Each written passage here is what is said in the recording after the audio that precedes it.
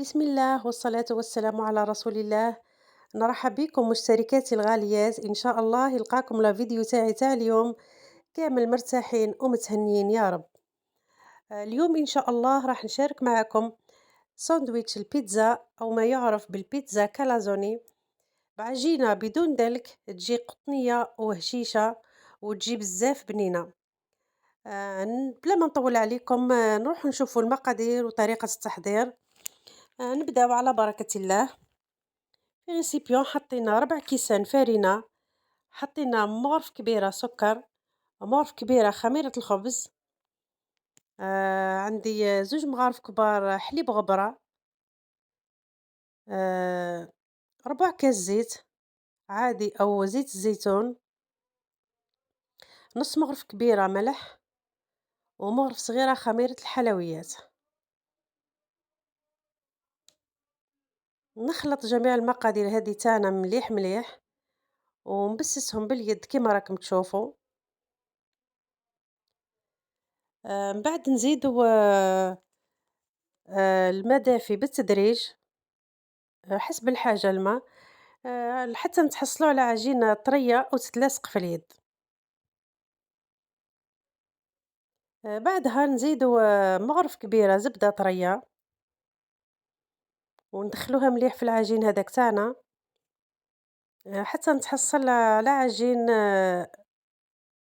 أملس كيما راكم تشوفوا درك في الريسيبيون. نخلي العجينة تاعنا تخمر، بطبيعة الحال في مكان دافي. أنا خليتها ساعة.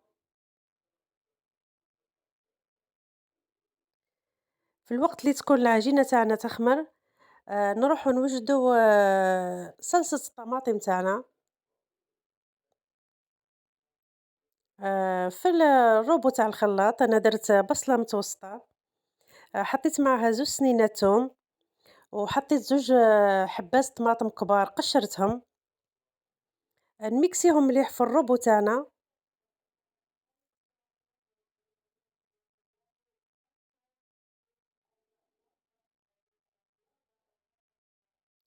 بعدها نجيب كاسرونة نحط فيها 2 مغارف كبار زيت، نحط هاذيك الطماطم تاعنا اللي رحينا مع البصلة، نزيدو لها ملح، فلفل كحل، وزدت لها شوية زعتر، وزدت لها مغرف صغيرة طماطم مصبرة. نخلّط مليح ونخلّي هذه الصلصة تاعنا حتى تعقد لنا وتتسبّك.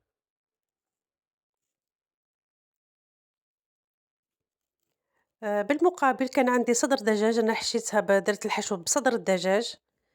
في مقلة درت 3 مغارف كبار زيت، حطيت هذاك صدر الدجاج تاعي بعد ما قطعته رقيق شرايح رقاق، نقليه مليح مليح حتى يتحمر لي وياخد لي لون. بالنسبة للحشو تقدروا تعوضوه باللحم المرحي، كل واحد والذوق تاعو. زدت بصلة متوسطة قطعتها شرايح، نزيد نقليها مليح مليح حتى تدبل لنا هذيك البصلة تاعنا. زدنا الملح، فلفل كحل، زدت كاري الدجاج، نقلي مليح. بعدها نزيد فلفل خضر وفلفل أحمر مقطعين رقاق كيما راكم تشوفوا تاني. نزيد نقلي مليح مليح حتى يزيد يدبل لنا هذاك الفلفل تاعنا. والله صدقوني هاد الحشو يجي بزاف هايل وبزاف بنين. بعدها نضيف في الآخر نضيفو 4 كاس كريم فريش. أنا كريم فريش هادي تاعي بذوق 4 أجبان. نخلّط مليح ونخلّي الحشو تاعنا يبرد. نرجعوا للعجينة تاعنا بعد ما خمرت لنا، نهبطوا لها هذاك الخمور تاعها ونشكلوها كرات. أنا جاوني 8 كرات.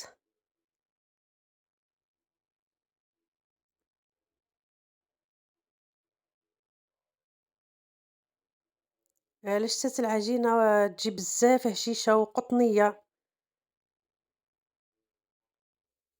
نشكل هادوك الكرات تاعنا كيما راكم تشوفوا، ونزيد نخليوهم يرتاحوا لنا حوالي 10 دقايق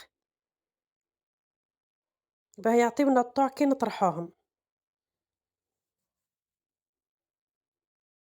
نجيب الحلال تاعنا كيما راكم تشوفوا في الصورة، نطرح القرصة تاعنا الأولى،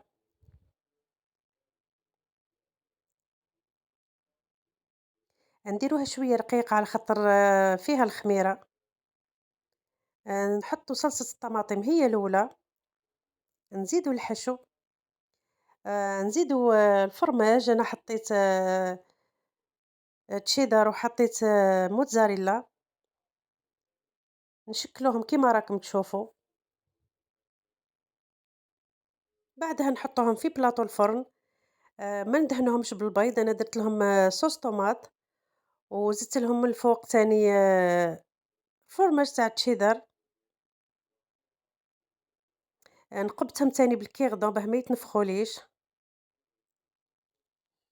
ونحطهم في فرن 180 درجة، كي يحمروا لي من تحت نزيد نشعللهم من الفوق، وهذه هي النتيجة، والله صدقوني وصفة بزاف هايلة، وهذه هي وصفتنا لنهار اليوم، نتلاقاو في وصفة أخرى إن شاء الله، دمتم في رعاية الله وحفظه، والسلام عليكم ورحمة الله تعالى وبركاته.